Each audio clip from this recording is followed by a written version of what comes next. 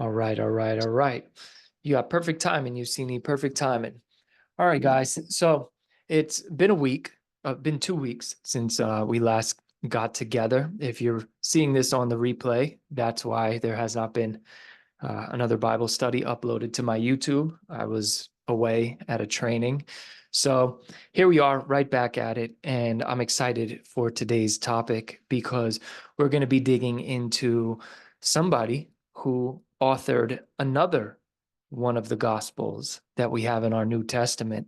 So we have finally made it to Mark chapter 2, verse 13.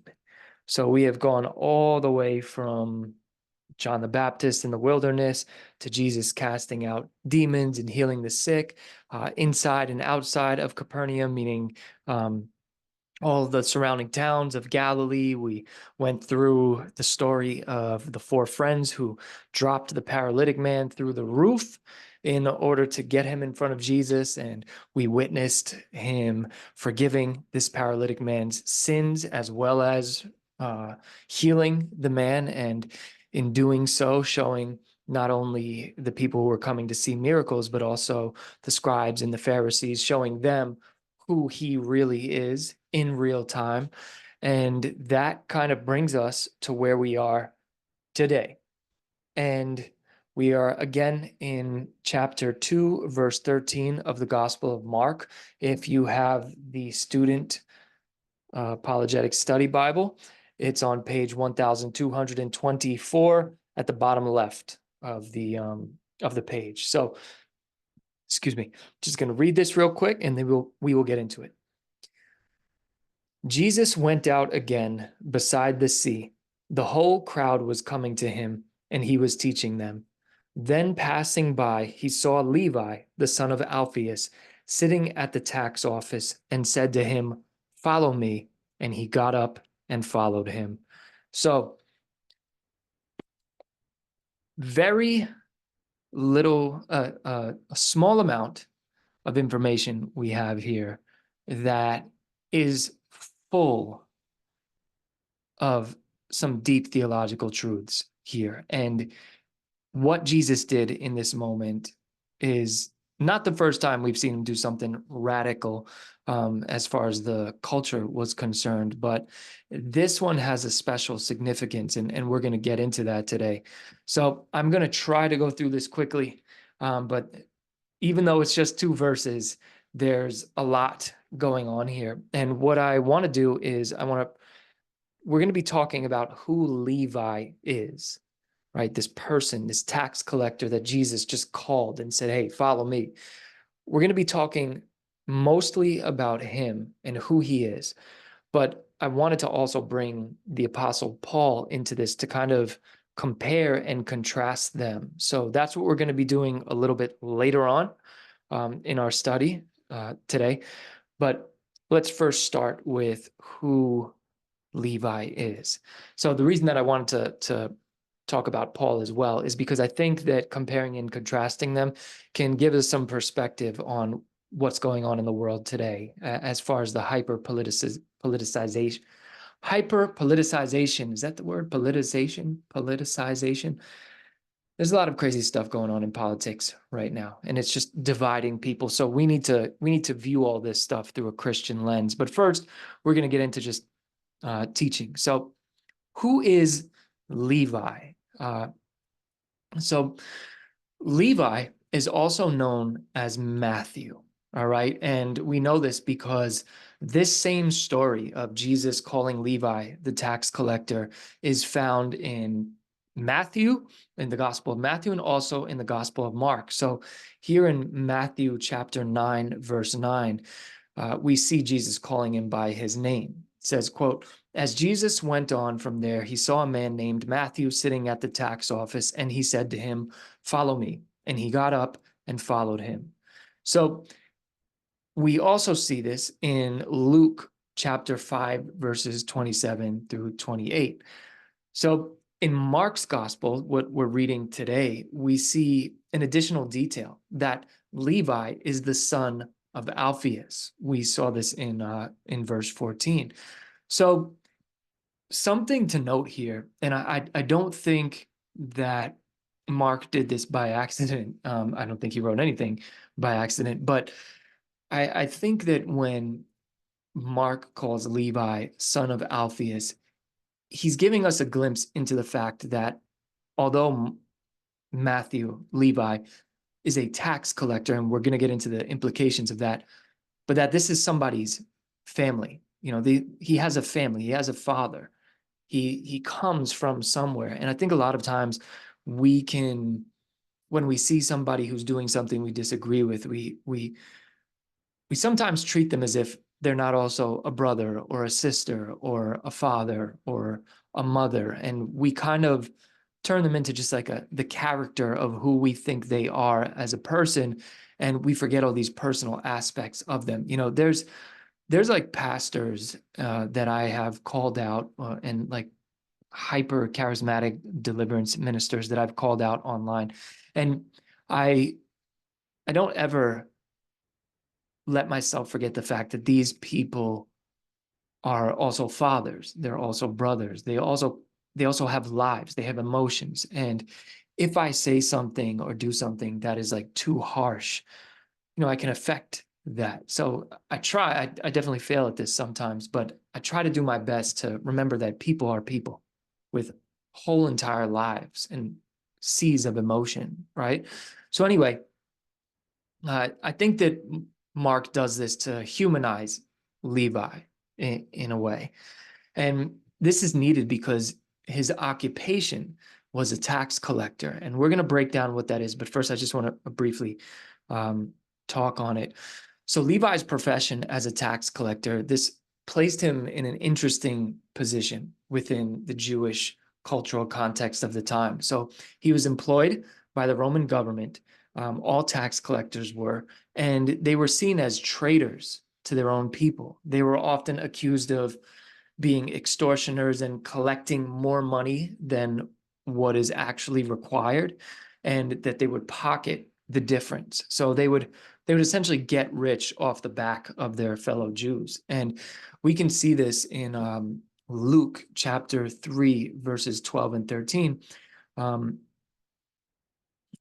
When some tax collectors came to get baptized by John the Baptist, it says excuse me, tax collectors also came to be baptized, and they asked him, "Teacher, what should we do?"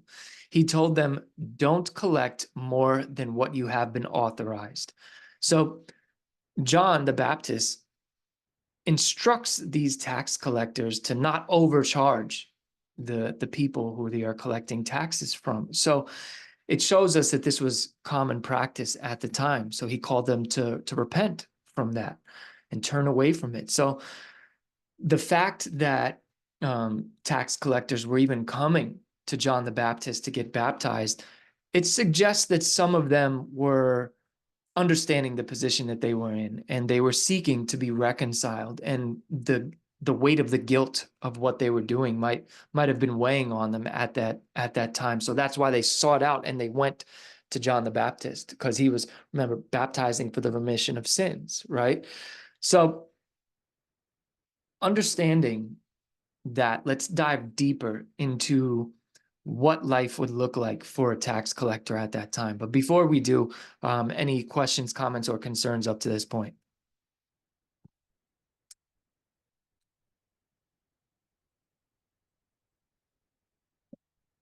All right, cool.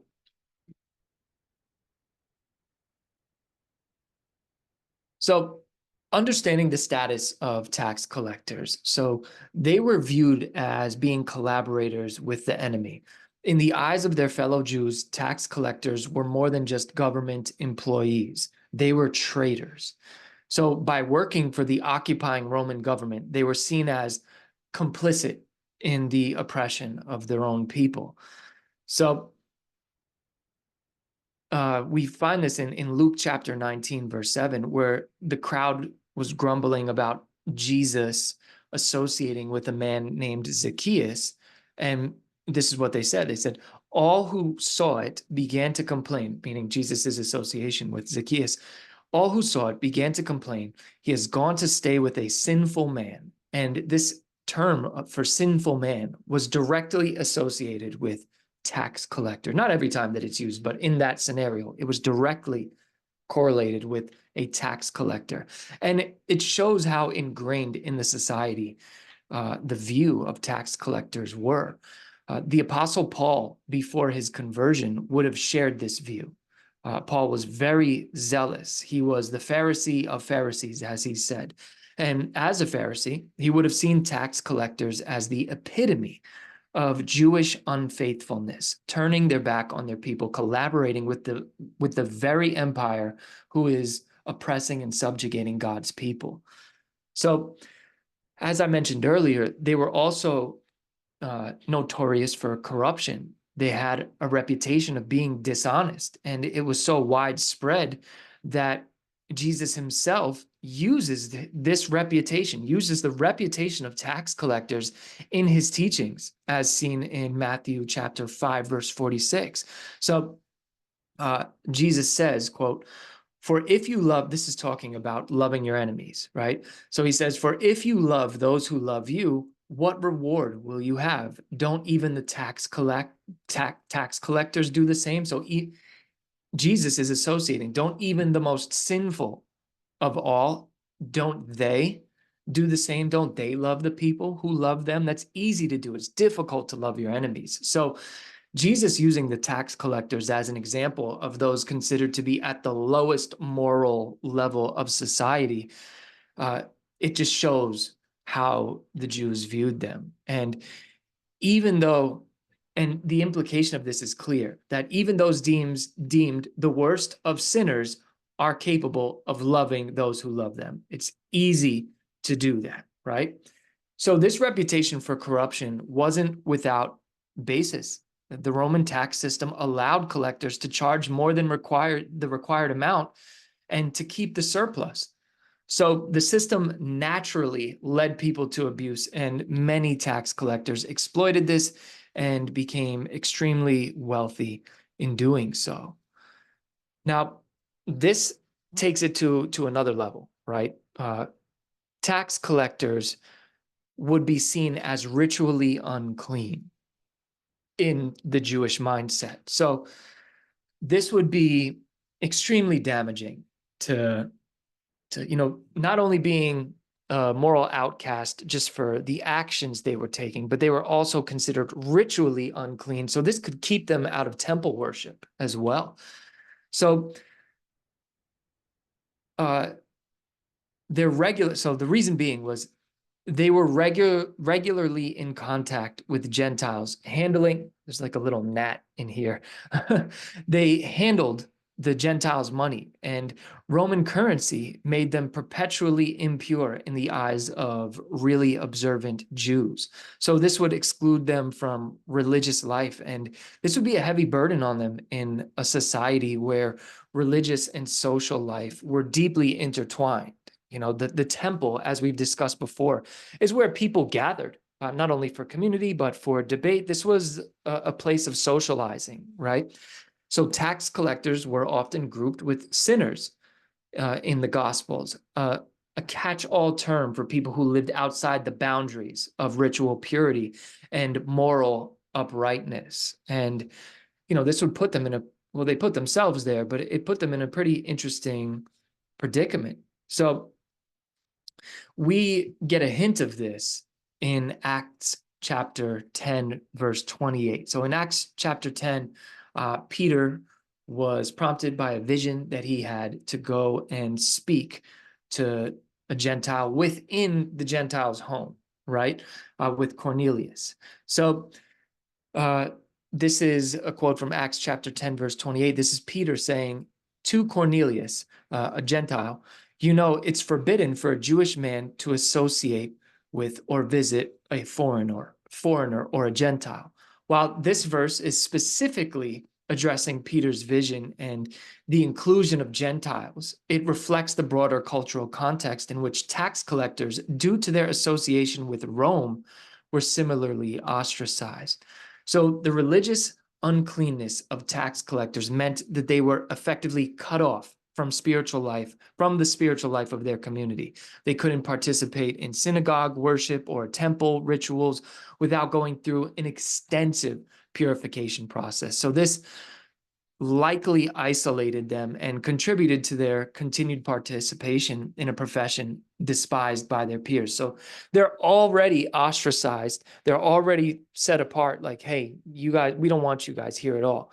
So you have to think in the human experience, when you are an outcast of somebody, you eventually get to the point where you're like, well, I'm just going to continue doing this anyway, because these people don't even care about me. So I might as well just continue in my sin. And this happens to us in life as well. We could be outside of how the Bible lines up for how the Bible outlines for us to live as Christians. We could be living outside of that.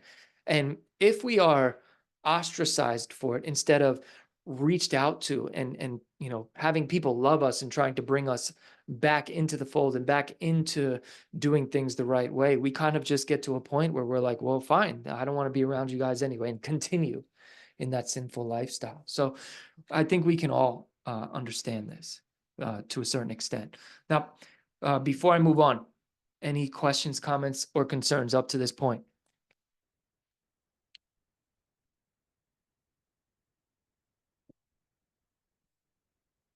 All right, cool.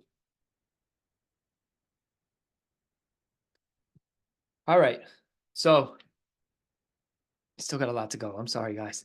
So there's a part of this that that really stood out to me when reading this, right? So it says, then in verse 14, then passing by, he saw Levi, the son of Alphaeus. When Mark tells us that Jesus saw Levi, this is not just like some casual glance, like you're in the store and you saw your neighbor. That's not my camera just tweaked out. That's not let me see. Are we back? We back in action? Hold up. Yeah, I don't know what's going on here. Give me one sec.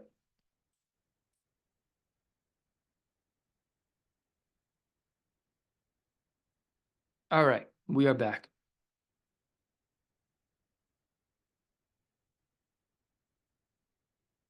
Sorry about that, guys. All right. So when it says that Jesus saw Levi, it's not this like casual glance of, you bump into your neighbor, or you ever be out somewhere and you don't want to talk to anyone, and you see somebody that and you see them and you're like, oh man, please don't see me. So you could just, finish doing what you were doing and get on your way, so you don't have to get in conversation. I don't know. I can be like that sometimes. I'm really an introvert at heart, but that's not the type of saw that we are seeing here. When Jesus sees you, he really sees you. This is a penetrating to your soul gaze from our Savior, right? Looking beyond the surface and seeing the heart of the man. And it also reminds us of Jesus seeing Nathanael in John chapter 1, verse 47 and 48. It's perceiving his character before they even spoke. So it says, quote, Jesus saw Nathanael coming toward him and said about him, here truly is an Israelite in whom there is no deceit. How do you know me? Nathanael asked. So when Jesus sees us, he sees all the way to the deepest desires of our soul.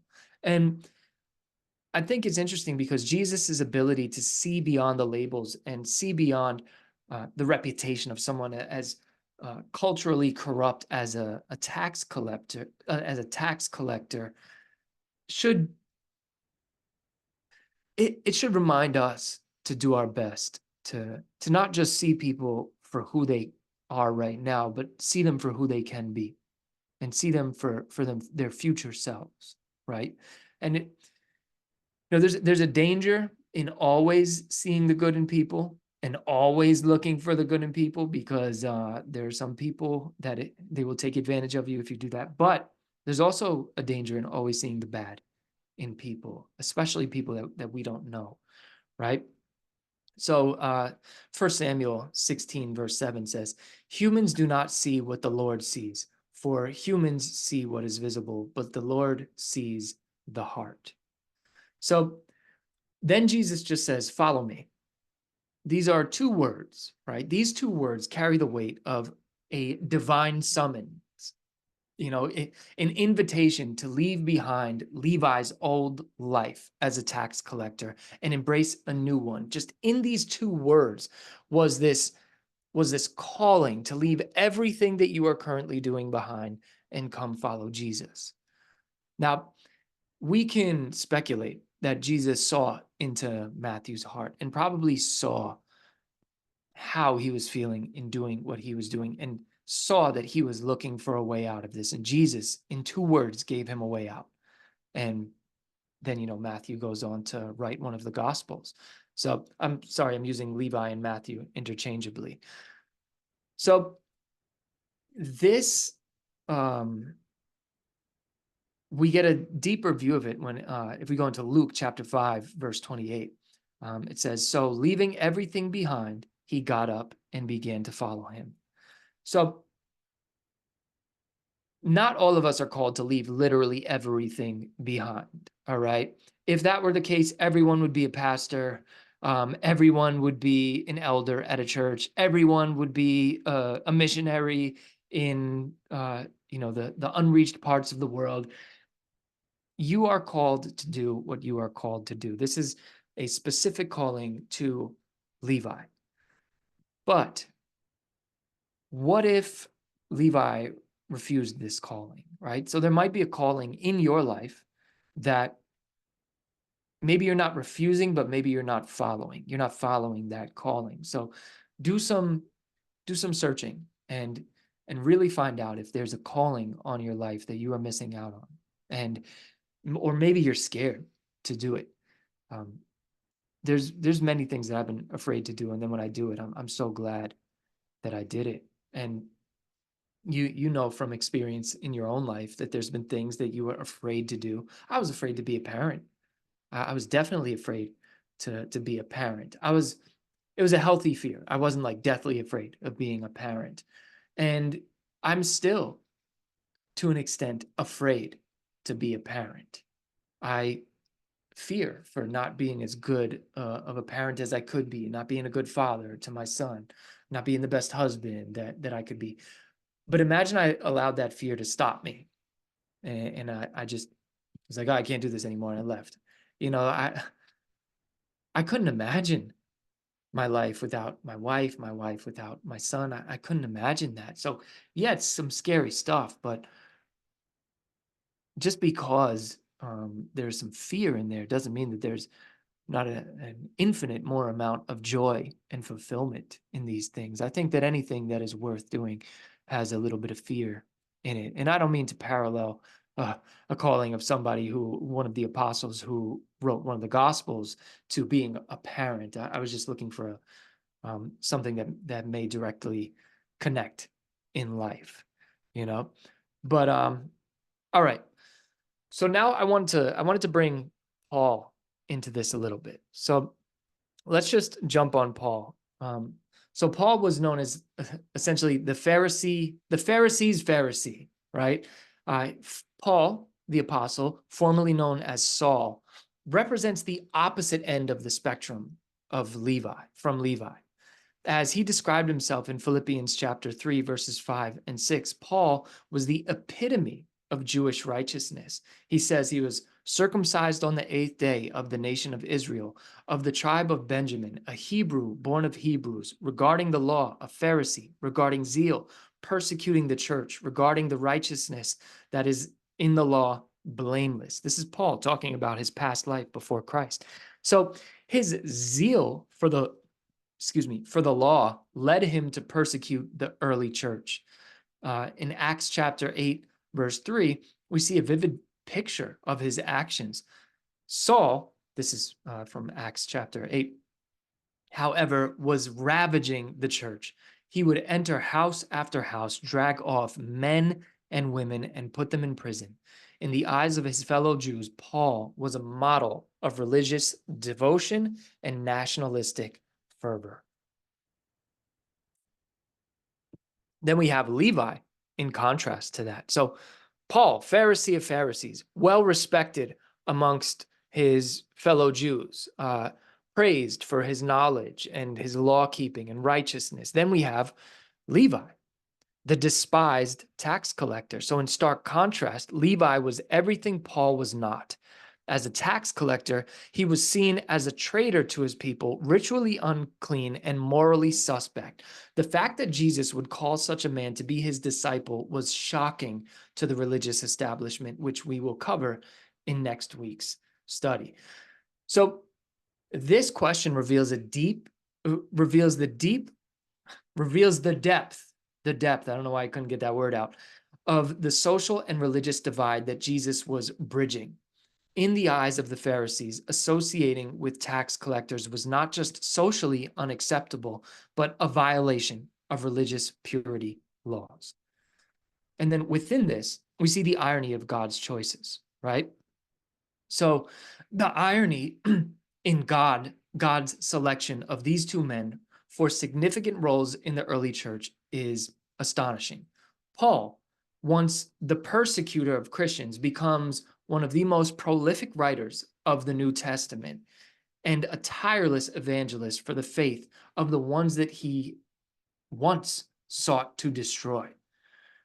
Then you have Levi, the outcast tax collector, becomes one of the 12 and the author of the gospel that most strongly emphasized Jesus's fulfillment of Old Testament prophecy, the Gospel of Matthew.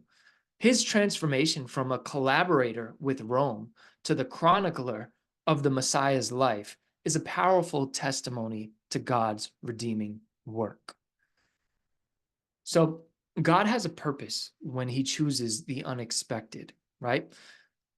Through these choices, God demonstrates the power of his grace and the fact that his call transcends human categories, right? So we put a Paul in a certain category. We put a Levi in a certain category within the cultural context. And there's Pauls and Levis around today that we have placed in these categories. But God's view of people transcends all of our preconceived notions of them. So what Paul says about himself is astonishing. In 1 Corinthians chapter 1, verses 26 through 29, he says, "Brothers and sisters, consider your calling. Not many were wise from a human perspective, not many powerful, not many of noble birth. Instead, God has chosen what is foolish in the world." This isn't Paul writing about himself. God has chosen what is foolish in the world to shame the wise, and God has chosen what is weak in the world to shame the strong. God has chosen what is insignificant and despised in the world, what is viewed as nothing, to bring nothing what is viewed as something, so that no one may boast in his presence. This passage kind of encompasses God's strategy in choosing both Levi and Paul. Their stories remind us that God's wisdom often appears foolish to the world, and that what he delights in is using the unexpected to accomplish his purposes. All right, I'm going to continue in a second, but any questions, comments, or concerns up to this point?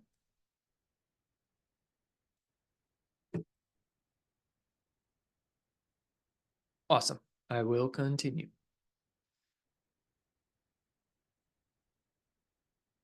All right. So now we're going to get into just a little bit of their contribution to the New Testament, because God uses these two drastically different people to provide us with what we're reading today. So despite their different backgrounds, both Levi, Matthew, and Paul became instrumental in shaping the New Testament. Matthew's gospel provides a bridge between the Old and New Testament. So if you go through your Bible, you see that Matthew comes right after the Old Testament is finished, right? And in his gospel, he emphasizes the fulfillment of the messianic prophecies. So his background as a tax collector, who is intimately familiar with Roman rule, may have influenced his presentation of Jesus as the true king. So he was familiar with how the Romans did things, right? And if you read Matthew's gospel, right,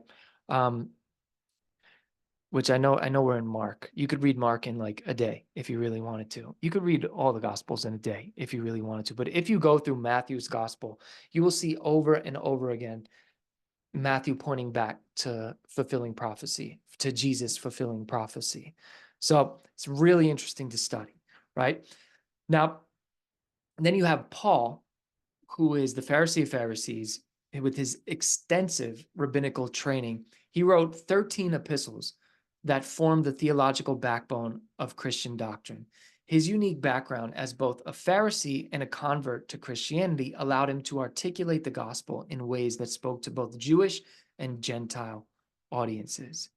So the diverse perspectives between Matthew and Paul, it enriches our Bible study. It gives us so much more depth than if just somebody from Paul's background was chosen or just somebody from Levi's background was chosen. No, God chooses people of all different backgrounds in order to give us an all-encompassing view of his nature and how we are to live as Christians, right?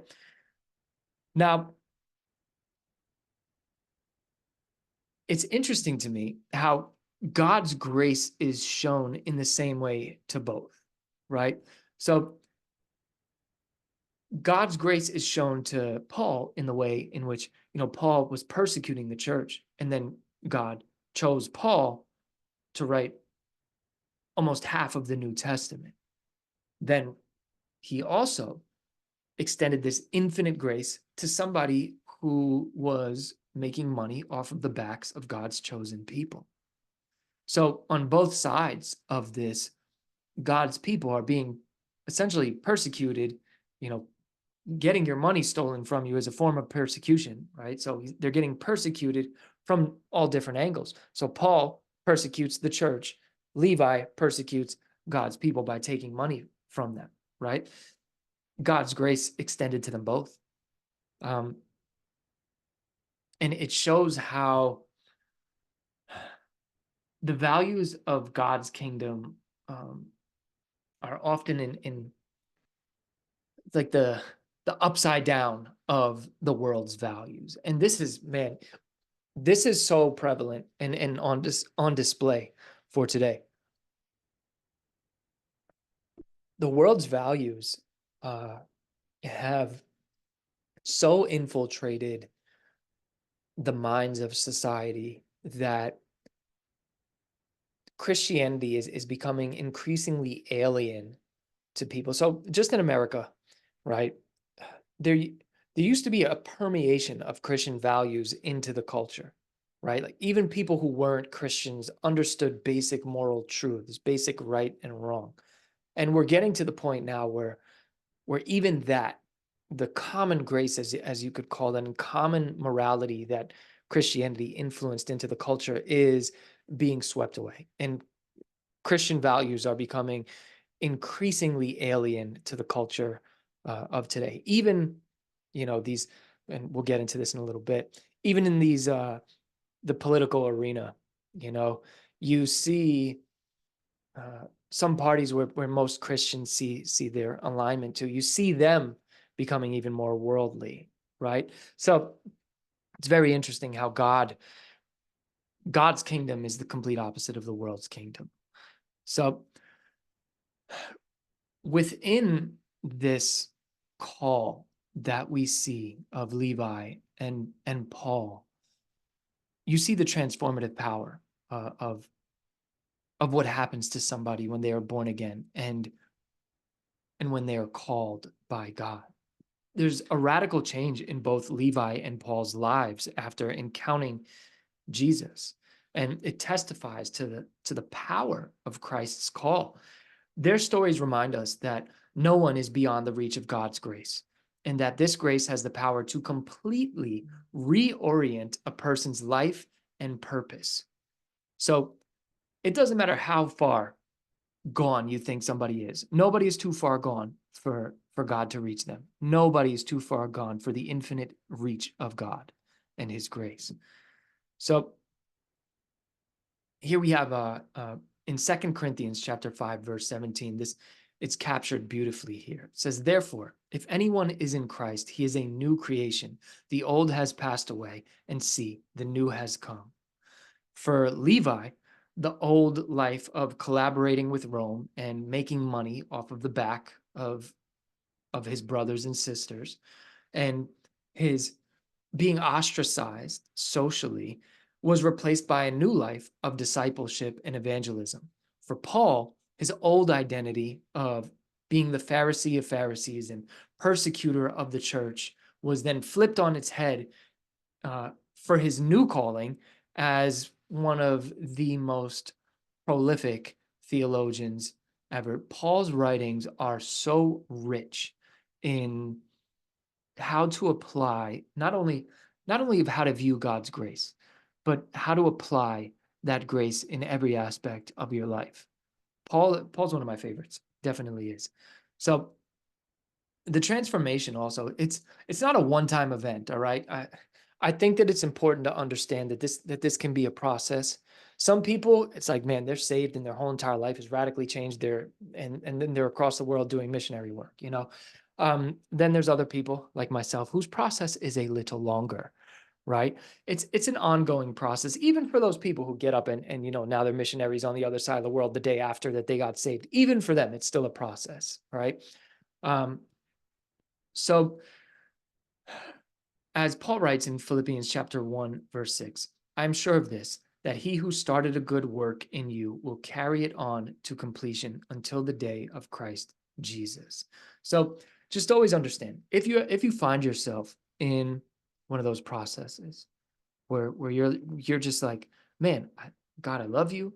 I want to deepen my relationship with you. I want to start living more biblically. I want to do all these things, but it just seems like you're not there yet. You know, one, let me inform you, as Paul said, he who started a good work in you will carry it on. He will finish it, right? But also, guys, you're at where you're at. And then when you finally get to where you think you want to be, you're also going to realize that there's more to go. There's always going to be more to go until we receive our glorified bodies and we are spending eternity with Jesus. It's just going to be how it is. So accept that. Now, this isn't an excuse to, you know, accept your situation of like, well, all right, here I am, and do exactly what we talked about earlier, kind of, you know, growing a cold shoulder to it, like, well, fine, then I'm just going to stay here. No, participate with the Holy Spirit's work in you and work through that sanctification process, but also extend yourself the grace that you received in Christ. Now, I want to bring this all to a close with, you know, viewing Levi and Paul in today's political landscape, viewing this from a Christian perspective, viewing politics from a Christian perspective, because we live in if you're watching this from the United States, we're living in an interesting time. Even if you're not watching this from the United States, the world is living in some interesting times, right? So let's just let's dig into this a little bit and then we'll close out, right? So the political polarization, just as Levi and Paul represented opposite ends of the social and religious spectrum in their time, today we find ourselves in an increasingly polarized political landscape. Many people, including Christians, look to political solutions as a means of salvation or societal transformation. We see the Levi of today, those that we deem morally compromised or politically, quote unquote, other. In our current climate, this might represent those with opposing political views or those who participate in systems. You know, there's a lot of systems going on in the world that we would disagree with, especially as Christians.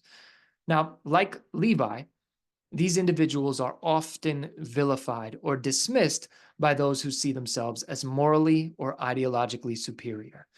I am definitely guilty of doing this, of especially when it comes to topics like pro-life versus pro-choice and things like that. And I can definitely get on my moral high horse sometimes. And it's important to remember viewing those people as these are people with families, these are brothers, these are sisters, these are cousins, these are daughters, these are sons, they have parents, they are parents, so it's important to remember to humanize these people, even if the things that come out of their mouth seem so inhumane. We have to do our best to do that. Then we have the Pauls of today, those who zealously adhere to a particular political ideology. And this could represent individuals who are deeply entrenched in their political beliefs, perhaps even to the point of hostility towards those who disagree. We see a lot of hostility towards people who disagree. Then, like Paul before his conversion, they may believe they are defending righteousness through their political fervor. I was watching this on, I think it was Ruslan's channel, he was talking about the January 6th, insurrection, if you want to call it that, right? And then comparing that to people viewing Donald Trump as Hitler, right? And when he was talking about it, they were discussing how the reason that people act the way they do is because they truly believe these things, right? So if the election truly was stolen and you're somebody who truly believed the election was stolen, then storming the Capitol in your mind is doing the right thing, right? Now, if you are somebody who wholeheartedly believes that Donald Trump is like Hitler reincarnated, then of course you are going to attempt things like, or maybe you, not personally, but that of course there's going to be people out there who, if they are viewing Donald Trump as a literal threat to democracy, and that if he gets elected, the whole entire country is going to turn into some like dictatorship, then of course things like what we saw, the attempt on his life, can happen because people wholeheartedly believe that. Now, whether the stuff about January 6th is true, whether Trump is the reincarnation of Hitler, whether that's true or not, that's not what I'm getting into right now, right? Well, one, I don't believe in reincarnation, but that's a whole other thing. But are we buying the narratives so much that we are allowing ourselves to respond to the narratives instead of looking at things through a Christian lens? And that's what I'm trying to get at here, right? So then let's look at Christ's approach to political divisions. So Jesus called both Levi and Paul. So we have to remember that. And it reminds us that his kingdom transcends human political categories. So we put people in these categories. Jesus doesn't put them in these categories. Jesus puts them in saved, unsaved. Mine, the devil's, right? That's it. Okay. So we're called to a higher allegiance. And we see a hint of this in Matthew chapter 22, verse 21, when they were trying to like trap Jesus into slipping up and saying something that would get him in trouble, and they handed him a coin with Caesar's face on it, and Jesus says, "Give to Caesar what is Caesar's, and God what is God's." And this teaches us to fulfill our civic duties while maintaining our primary allegiance to God's kingdom. So I'm very apolitical on things. I definitely am. I'm not the most political person, but that doesn't mean that I don't pay attention to politics at all, right? It's our duty to pay attention to what's going on, especially when it comes time for us to vote. You're going to want to vote in the direction that best fits our biblical values, right? In today's climate, it's increasingly difficult to do, but just always keep the kingdom first. Vote biblically. I see too many people put their political affiliations and their what they think about certain policies, they put that above how the Bible teaches us to act, right? So we are to be ambassadors of Christ. We are not to be ambassadors of the Republican Party. We are not to be ambassadors of the Democratic Party. We are not to be ambassadors of the independent candidates. We are, and I'm not saying that you can't work in those fields. That's not what I'm saying. All I'm just saying is that keep your allegiance and your focus in the right place. We are ambassadors of Christ first, right? And wherever you find yourself, whatever occupation that you have, make sure that you are being a good ambassador within that occupation. Now, we are to pursue justice and mercy, right? We have to have a balanced approach. So in today's society, we do have to, in a way, seek justice through political means when necessary, right? Somebody does something wrong, they go to jail. We have to seek justice in that way. If somebody is abusing children, we have to seek justice in a way. Is there forgiveness for even the worst of people? Yes, there is. But forgiveness eternally doesn't mean they don't have to pay for what they are doing, pay for what they did here. We are to seek justice, right? But just always, always in seeking justice, maintain a position of humility and mercy, because we all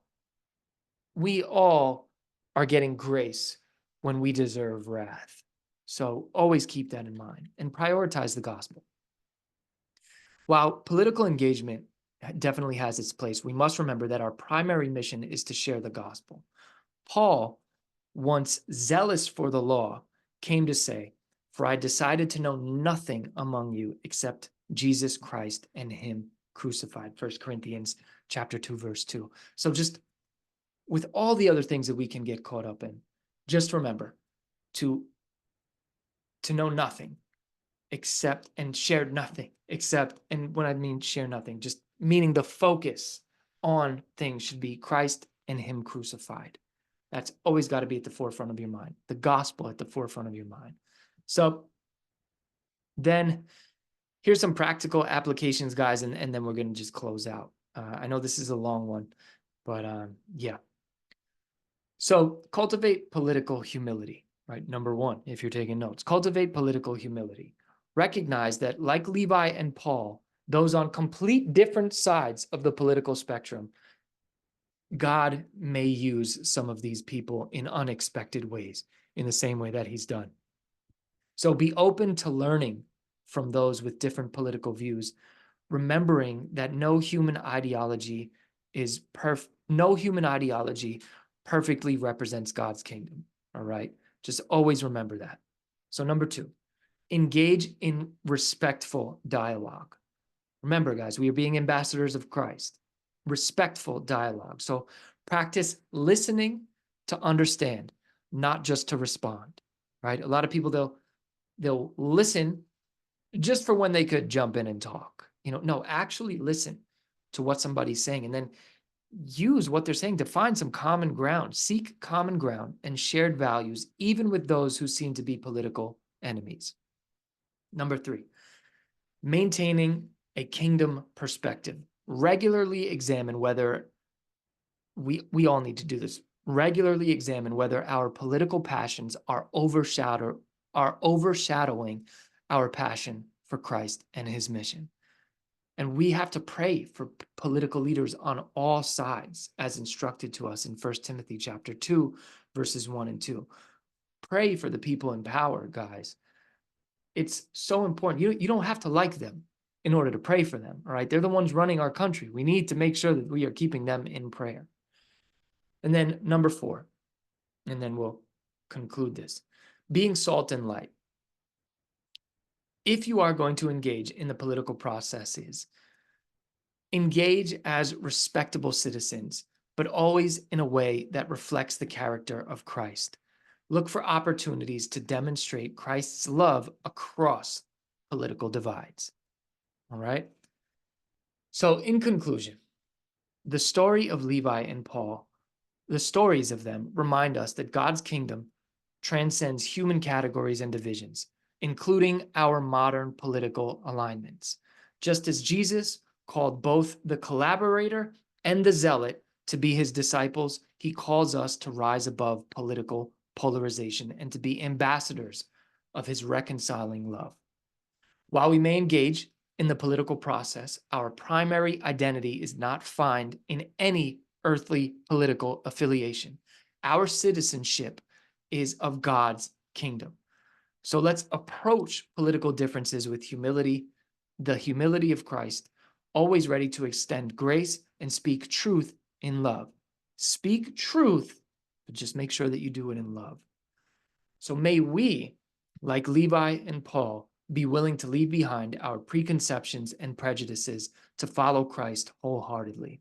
And may our engagement with the world around us always be marked by the transformative love and grace that changed a tax collector and a persecutor into powerful witnesses for the gospel. So as we navigate the complex political landscape of our time, let's keep our eyes fixed on Jesus, the author and the perfecter of our faith. And always know that the ultimate salvation and transformation comes not through any political system, but through the power of Christ working in and through us. The only thing that is going to save anybody in any country is the gospel.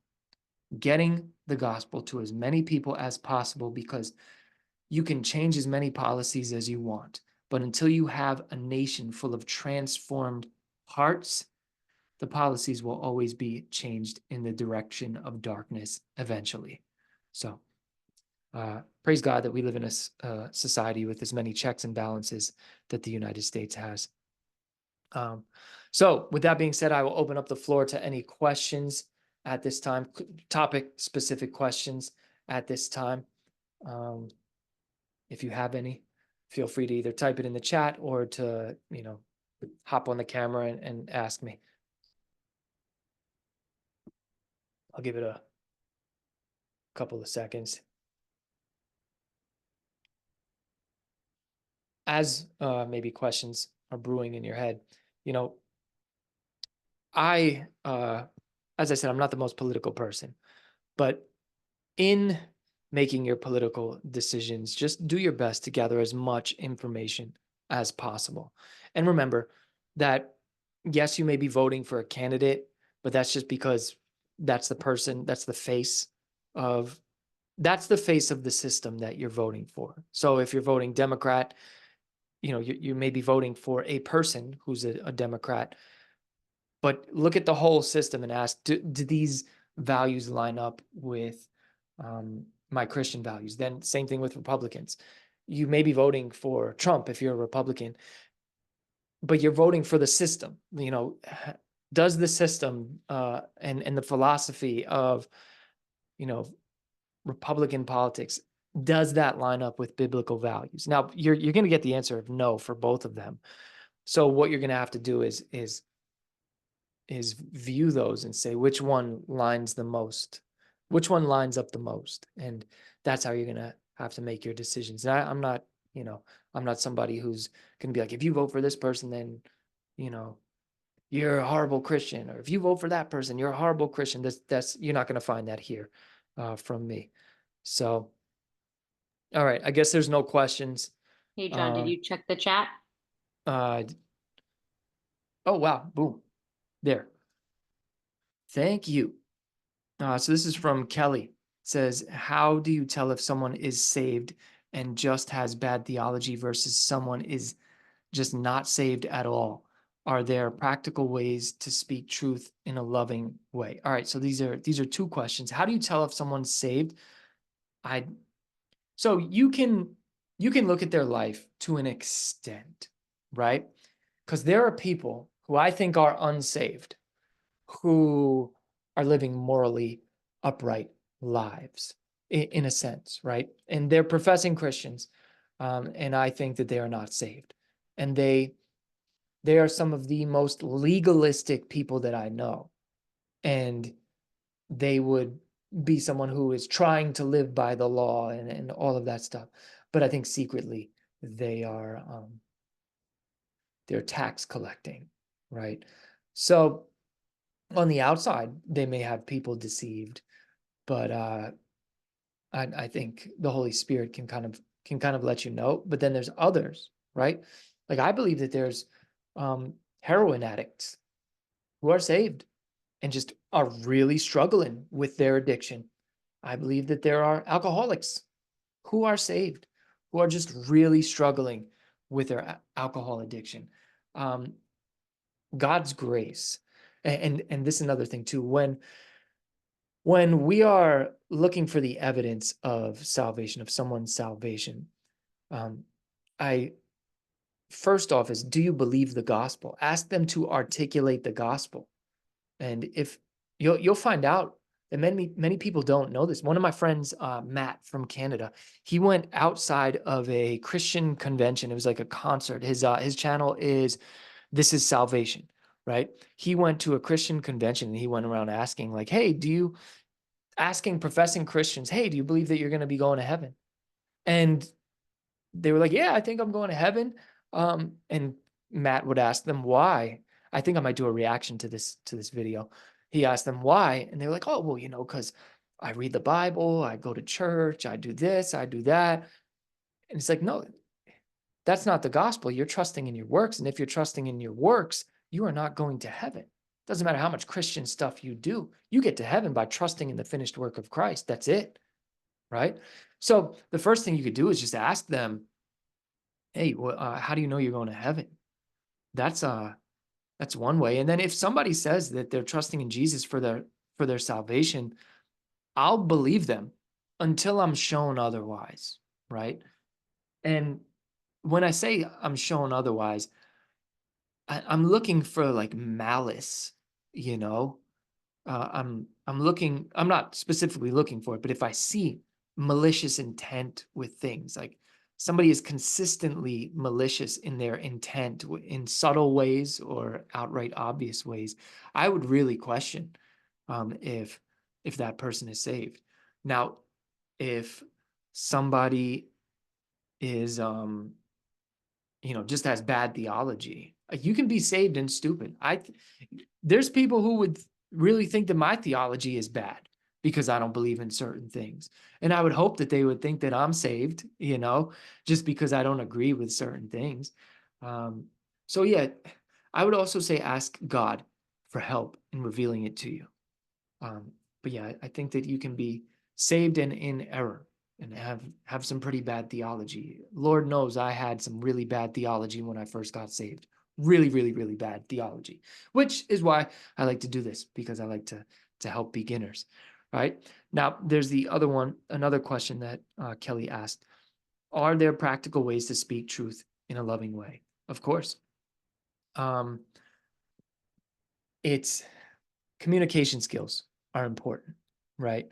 Um, there's this color test that I took when I was in sales, and it helped me with more than sales. It helped me be able to speak somebody's language. For an example, if somebody is a blue, it means that they're like a partier. They love to have fun.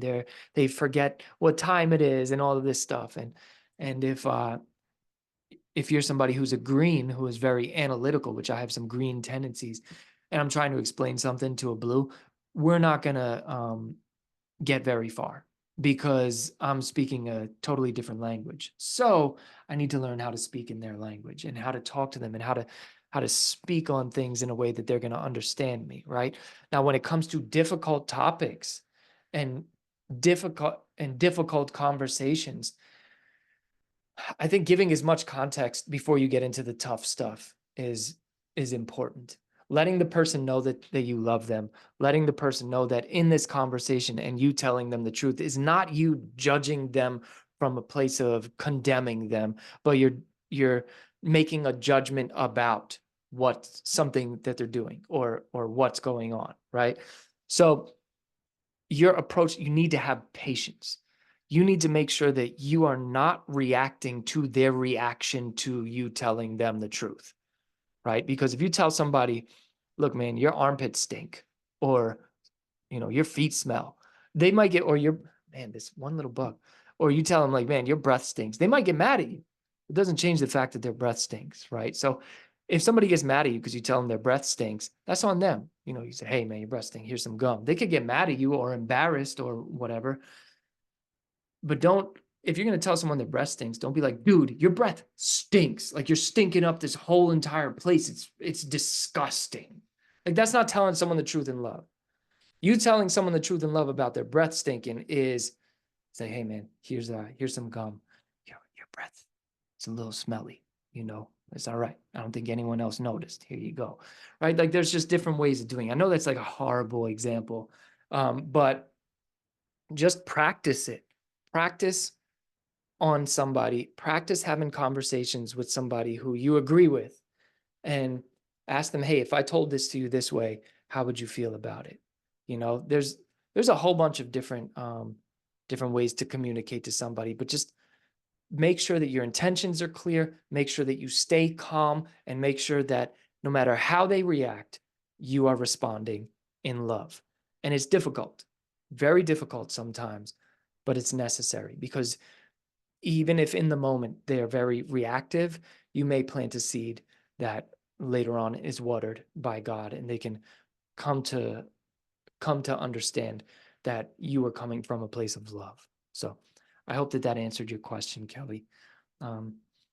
With that being said, I'm going to stop the recording and then I'm going to pray us out.